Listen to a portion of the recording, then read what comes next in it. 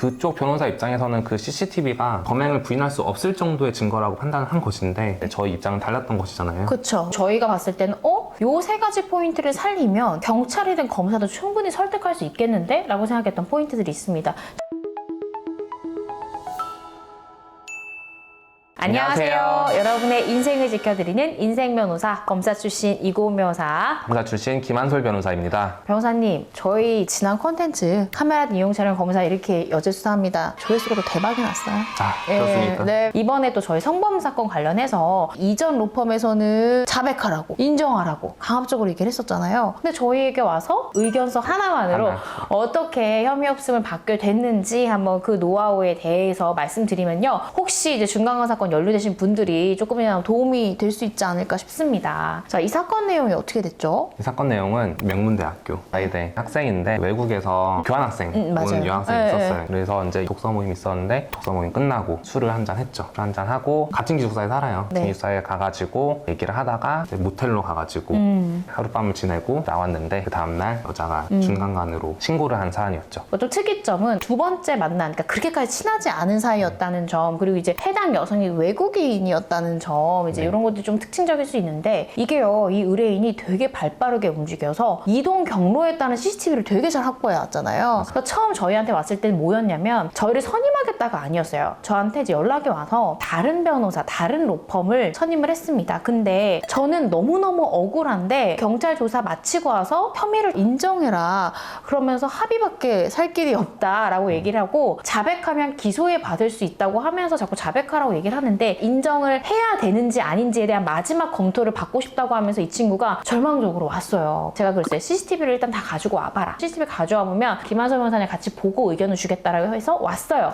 와서 우리가 한 40분을 그 CCTV를 셋이 처음부터 끝까지를 계속 봤어요. 셋이 보면서 얘기를 나눴죠. 이때 왜 이쪽으로 갔냐, 이때 이 여자애가 걔 맞냐 하면서 이제 거르는 시간이 어떻게 되냐면 둘이 꽤 걸었거든요. 그래서 한 45분의 CCTV를 다 같이 봤어요. 보고 나서 딱 변호사님이랑 저랑 눈이 맞았는데, 그걸 왜 인정해야 되냐고 라고 얘기를 했다니까. 이거 보고 진짜 변호사가 인정하라고 그랬어요? 그랬더니 그 친구가 카톡을 보여주는 거예요. 그 변호사가 보낸 카톡을. 진짜 그렇게 얘기를 하는 거예요. 인정하라는 식으로. 그래서 이건 진짜 아니다. 저희가 얘기를 하면서 이거는 저희를 선택하지 않아도 되는데 충분히 무혐의를 다퉈볼 수 있다. 그리고 만약에 인정을 한다고 해도 검찰 가서 인정을 할지 말지 다시 얘기를 해봐도 되고, 지금 경찰 단계부터 포기할 사건이 절대 아니라고 얘기했어요.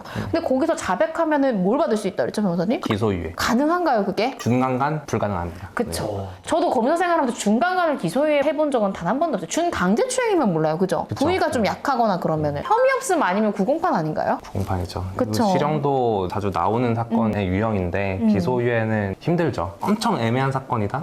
그러면은 검사가 좀 고민을 할 수도 있는데 보통은 그렇진 않죠. 맞아요. 네. 그래서 저희가 이거는 아니다 싶어가지고 이제 부모님 오셔가지고 저희가 또 한 번 더 설명을 드리고, 결국에는 이제 저희한테 이 의뢰인이 인생을 맡겼죠. 그래서 저희가 의견서를 써야 된다라고 했는데, 이전 로펌에서 그 경찰한테 전화를 해가지고 우리 자백하겠다, 그러면서 우리 피해자랑 합의하겠다 이렇게 말을 해놓은 거예요. 전 이제 법무법인에서는 그 CCTV를 보기 전에는 부인을 하려고 했었고, 근데 의뢰인께서 CCTV를 확보를 해오니까 그걸 보고서는 자백해야 된다라고 이제 말을 바꿨던 거거든요. 그쪽 변호사 입장에서는 그 CCTV가 범행을 부인할 수 없을 정도의 증거라고 판단한 것인데 저희 입장은 달랐던 것이잖아요. 그쵸. 저희가 봤을 때는 요 세 가지 포인트를 살리면 경찰이든 검사도 충분히 설득할 수 있겠는데? 라고 생각했던 포인트들이 있습니다. 첫 번째 포인트 설명해주세요. 일단 CCTV에서 여성이 비틀비틀 거리면서 걷는 장면이 있긴 해요. 그래서 좀 술에 취한 것처럼 보이긴 하는데 근데 술에 취했다고 해서 다 준강간은 아닌 거잖아요. 맞아요. 이제 그 사건을 보면 저희가 아까 45분 동안 봤다 그랬는데 거의 1시간가량을 그 여자랑 같이 걸어 다녀요. 맞아요. 준강간이라는 거는 결국에 술에 취해가지고 한거불능 상태가 된 상태를 이용해서 강간을 하는 것인데, 맞아요. 그 상태를 이용할 고의가 있었다면은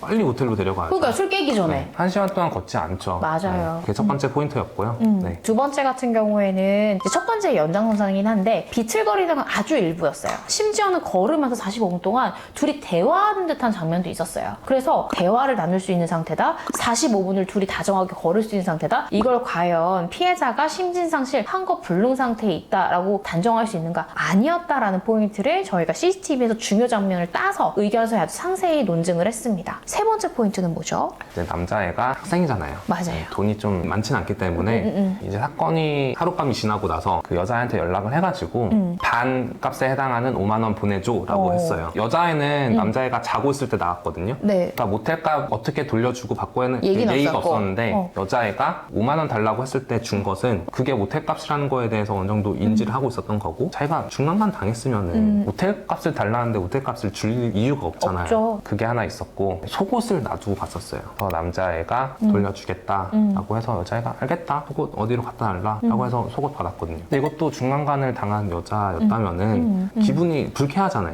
네, 그래서 그 속옷을 이제 안 받으려고 할 텐데 그걸 받은 것도 매우 의심되는 정황 중에 하나였고 맞습니다. 네. 저희가 포인트를 삼았던 게 피해자가 성관계 당시에 한거불능이나 심신상지 상태에 있지 않았다. 두 번째는 피의자로서도 중간간에 고의를 가지고 성관계를 한 사실이 전혀 없다. 이 두 가지를 모두 탄핵했던 거거든요. 그래서 저희가 의견을 제출하고 피해자 한 번 더 조사할 수 있다라고 기다렸는데 의견서만 내고 바로 혐의 없음 네. 결정되었죠. 근데 이게 변호사를 한번 잘못 만나가지고 자백을 하면은 뭐 추가 수사 더 안 하고 아마 그냥 바로 구공판 되고 재판으로 넘어갔을 거예요. 맞아요. 그러면은 이제 성폭력 전과 하나 남는 거고 거기에는 이제 부수 처분도 될 것이고 잘못하면은 공개고지 명령도 나올 수도 있는. 신상정보. 네. 아직 20대 어린 창창한 명문대생. 학생인데. 네. 근데 저희가 그 유죄인 사건을 무죄로 한 게 아니라 저는 정말 이게 중간간이 해당이 안 된다고 생각을 했었고 그래서 이게 같은 변호사가 명확하지도 않은 CCTV를 가지고 자백을 해야 된다고 그렇게 했다는 게 너무 죄송하더라고요. 그러고 나서 이제 어머니께서 전화를 주셔가지고 너무 감사하다고 하니까 거짓말 진짜 울었어요 저는. 네, 울컥했어요. 변호사님이 네. 우셨어요. 그 네. 어머니 전화 받고 그때 검사 생활 막 그만두고 얼마 안 됐을 때였거든요. 근데 본인의 이제 능력으로 어떤 한 청년의 삶을 살렸다는 생각에 스스로 감동한 거죠. 스스로 감동해서. 근데 저도 진짜 느끼는 게 변호사의 능력과 경험이 중요하다는 생각이 든 거예요. CCTV라는 좋은 재료를 가지고 어떤 변호사는 야 너 자백해 라고 얘기하고 어떤 변호사는 그걸 보고도 아니야 자백하지 마. 이거 무혐의다 받을 수 있어. 걱정하지 마. 그러니까 이거는 그 변호사의 경험과 판단 능력이 그만큼 중요하다라는 걸 말씀을 드리고 아무튼 포인트가 김한수 변호사님이 스스로 감격하여 울었다. 아 그게 포인트였어요. 그게 포인트. 근데 의견서로 보면은 우리 피디님도 감격할 거예요. 진짜 뼈를 갈아줬음. 왜냐면 의견서 하나만으로 사실은 바로 무혐의가 된다는 거는 쉬운 일은 아니거든요. 오늘 말씀드리고 싶은 거는 내가 중간간 사건이라는 게 진짜 억울하게 휘말릴 수도 있거든요. 그런데 그런 순간 때 혹시나 CCTV상 피해자가 약간 비틀거린다고 무조건 자백해야 되나? 라고 생각하지 마시고 영상의 전반적인 내용과 피해자의 상태, 범행 직후 서로 나눈 대화 등을 보시고 신중하게 자백해야 되는지 아니면 부인해도 되는지를 한번 결정하시면 좋겠다라는 생각이 들고 혹시 그런 결정에서 헤매실 때 또 저희 사무실 찾아오시면 우리 또 스스로 감격하시는 우리 김한수 변호사님께서 큰 도움을 주실 수 있다는 거. 또 한번 감격할 수 있도록 기회를 주십시오. 지금 거의 프로포즈 아니에요. 스스로 감격할 기회를 주십시오. 와, 알겠습니다. 오늘 영상 많이 이용하셨을 것 같은데요. 계속해서 성공사례 영상 궁금하시다라고 하면요. 좋아요와 구독, 알림 설정까지 부탁드립니다. 감사합니다.